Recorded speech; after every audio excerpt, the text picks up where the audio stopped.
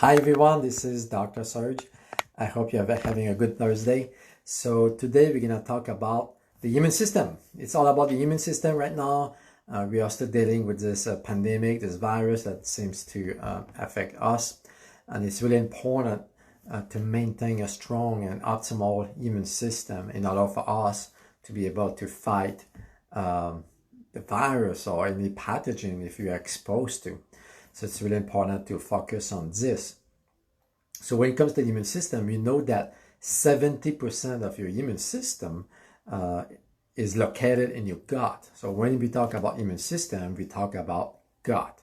So they are connected. So we need to make sure that your gut is working good, your GI is good, and it will reflect on your immune system, because we know that there's the direct connection there. So if your gut is off, your immune system is down.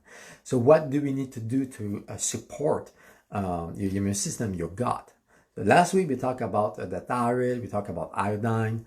That was really important to maintain your immune system. So today we're going to focus on the gut. So when we say gut, we talk about what we put in our mouth, what we eat. Because we know the gut is the GI and it processes and breaks down the food. So it's really important to look at the quality of the food that we eat. And we know today from different research that sugar is the enemy of the immune system. There's some science that shows that sugar can suppress your immune system for up to 2 weeks. So meaning that if you eat sugar today, for up 2 weeks, for the next 2 weeks, so your immune system may actually be down. And if your immune system is down and you're exposed to a virus, for example, you can get sick. This is one of the reasons actually that the flu tend to come back after the holidays. Because when you think about it, for two months and a half, 3 months, we have the Thanksgiving, we have all those parties, Christmas, the New Year. People eat a lot of sugar, a lot of sweets, a lot of desserts. And all the sugar that they eat over 2 months really get the immune system down. And then it's winter, it's cold, we don't have enough vitamin C, enough vitamin D, enough sunshine from the sun. Then they are exposed to the flu and they get the flu. So this is one of the main driver of the flu season. If you think about it, the flu is not really around during the summer. It's really mostly after the holidays in most places because of the sugar and because of low vitamin D. Which we did talk about in the past, is vitamin D is really important as well, because it's one of the main vitamins to support your immune system. And that's why too you get the flu during the winter, because we don't get as much sun. So sugar is really the first thing we need to think about. And then what I see most of the time with people when it comes to the immune system is milk. Or dairy products in general. So we talk about cheese and cream and butter and milk and yogurt and so on and so on. So typically those products are processed, they are pasteurized, they contain sugar, they are low quality, and it can actually bring your immune system down as well. So that's something we need to look at most of the time. Most of the time people with allergies, for example, or sinus issues or like cough and drainage and phlegm, dairy products typically are no. I tell people, okay, don't have any, because milk or milk products actually increase the phlegm into your body, and you have more drainage and more sinus problem and so on and so on. And then sometimes we look at other factors. Sometimes it's corn, sometimes it's sweet, sometimes it's sour, sometimes it's rye, barley. It could be different factors that can suppress the immune system. The main food affecting the immune system is really carbs. If you eat too much carbs, actually it can suppress the immune system. You can eat good carbs, but if you eat too much, that's the issue as well. We need to find the good ratio, in moderation. So typically I tell people to eat like between 60 and 100 grams of carbs a day, which is 1 or 2 servings of carbs. Carbs could be rice, can be potatoes, sweet potatoes, it can be corn and tortillas and stuff like that. And then we need to look at the gut function, the gut flora, I should say. In our gut we have 4 different components. We all know about the probiotics. We all need to take probiotics. This is the bacteria. So probiotics is good bacteria. And then one thing we don't really know about or talk about is virus. There's 10 times more viruses in your gut than bacteria. So it's really important to look at the virus component. Okay, how are you doing? Okay, virus-wise in your gut. And then we talk about yeast. Candida is one of the main yeast that I see in people. Is if you have a candida overgrowth, it can actually suppress the immune system and it can lead to autoimmune problems. And then we do have parasites. So this is the fourth last component. So all those four components have to be in balance, good ratio.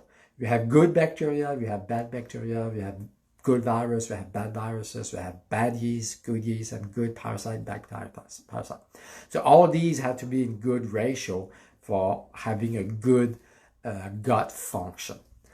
And when it comes to immune system and autoimmune problems, autoimmune disease is one of the conditions that has been growing for the last few years. I see a lot more. When I started nutrition years and years and years ago, I didn't see a lot of autoimmune, but this last few years, it seems to be pandemic. It seems that everybody has some sort of autoimmune problems. And one of the main driver of autoimmune problems to me, it's parasite. There's about 120 different types of parasites affecting our body, our health. There's hundreds of parasites. Some of them are good, like I said, but some of them are bad. Actually, today I was reading an article from Dr. Cole on how parasites can trigger autoimmune problems. So if you have parasites in your gut, and by the way, about 95% of people in this country, in the States, have parasites. So it's very common. It's funny to me that most medical doctors that I've talked to or that people see don't really think about parasites. They don't believe in parasites because they believe that you need to go out of the country to get parasites, and they believe tapeworms, or they think about tapeworms and the hookworms and stuff like that.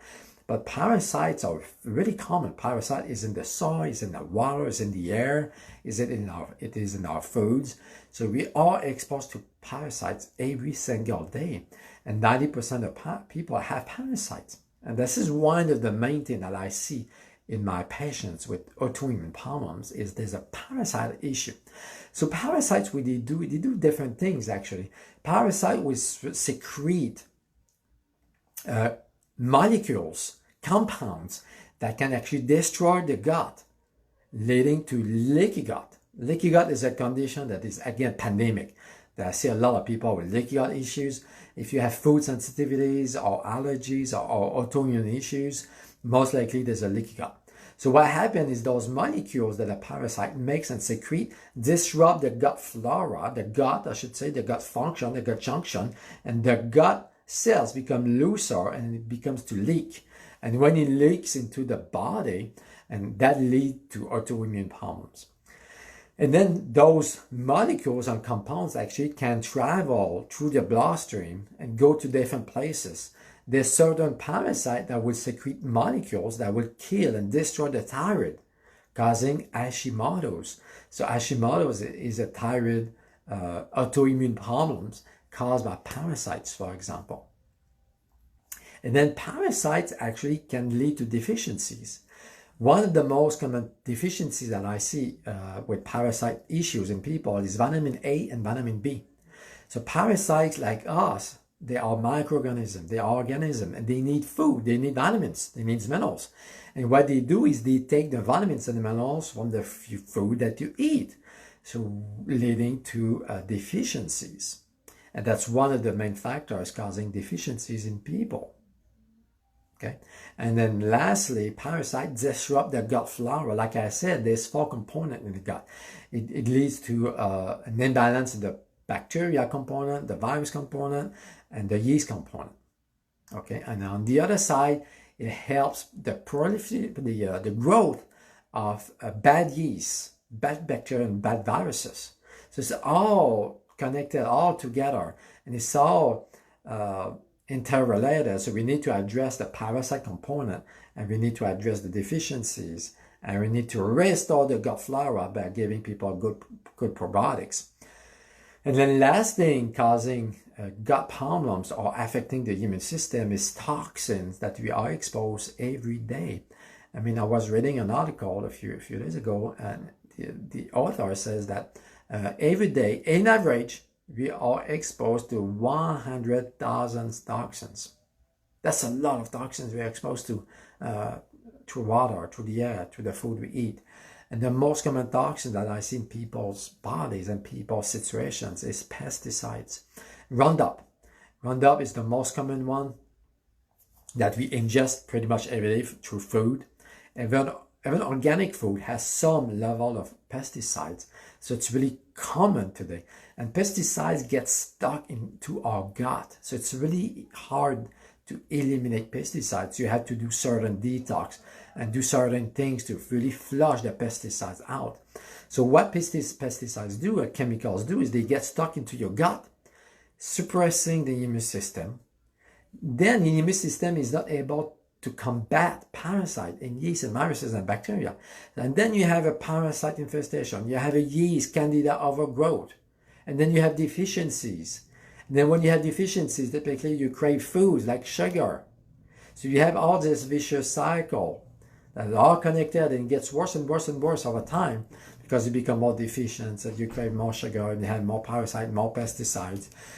So the goal to address autoimmune problems is to look, okay, what kind of toxins you are exposed to, what kind of pathogen issue you have, what kind of parasite, what kind of yeast, and so on and so on, and what kind of food you need to eat. You need to avoid wheat. Do you have to avoid sugar? Do you have to avoid milk? Do you have to avoid nightshades, and so on and so on?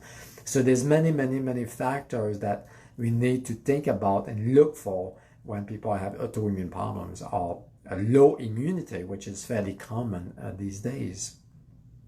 I hope all this makes sense. If you have questions, please leave a comment below, so I'm going to answer your questions later on today. And on this, I wanted to offer all of you a free assessment in my office. So in the office, we do what we call nutrition response testing. So it's a way to ask all those questions we ask today about autoimmune problems or immunity. So what kind of foods we need to eat, what kind of food your body is sensitive to, what kind of toxins you are exposed to, or what kind of toxins your body has that we need to flush. Do you have any thyroid issues? Do you have any liver issues? Do you have any hormonal issues? With NRT, we can ask all those different questions, and we give you a report that tells you, okay, what is the answer to your questions. Because yes, it is possible to reverse autoimmune issues. Typically, when you go see your doctor, they say, no, there's nothing you can do. Take prednisone or some type of medication for the rest of your life, and that's it.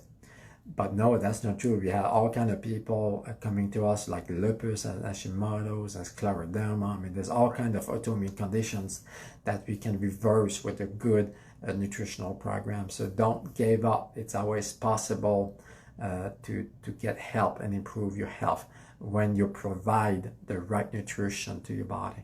And this is what we do with NRTs. We figure out, okay, what we need to do or what we need to give to your body for your body to get better. So I offer people this week tonight a free evaluation, which is about 90 minutes of testing that we do to help you. So I hope it all makes sense. So I will let you go, guys. So have a good night. Bless you all.